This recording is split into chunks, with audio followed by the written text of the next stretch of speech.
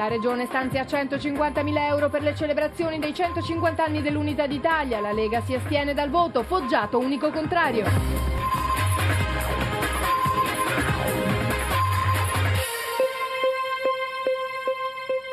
Buonasera, benvenuti a questa edizione di TG Venezia Mestre. L'avete sentito anche dai nostri titoli. Cambiamo argomento, passa in Consiglio regionale la legge che stanzia i fondi per festeggiare in Veneto i 150 anni dell'Unità d'Italia. Polemiche però sulla decisione della Lega di astenersi. Il Consiglio regionale si spacca sulla legge che stanzia 150.000 euro per le celebrazioni in Veneto dei 150 anni dall'Unità d'Italia. Il testo è passato grazie ai sì del PDL, che ha votato con la minoranza PD, UDC e Italia dei Valori.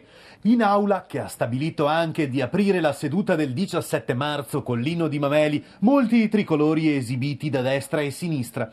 Unico voto contrario quello del consigliere di Unione Nord-Est Mariangelo Foggiato, mentre la Lega si è astenuta, motivando così la decisione. Che riteniamo che in questo momento storico spendere 150.000 euro per fare dei festeggiamenti non sia il caso. Io non vedo cosa ci sia da festeggiare, visto che i problemi che ha il Veneto sono ben altri. Contro il Carroccio si sono scatenate le critiche bipartisan dell'Assemblea. L'inno d'Italia è l'inno d'Italia, l'unità d'Italia è l'unità d'Italia.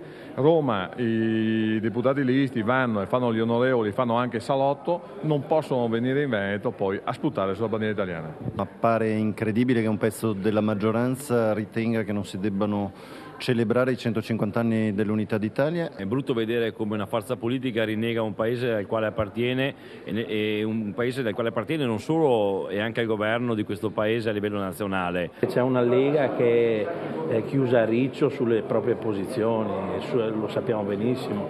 Loro celebrano una Padania che non esiste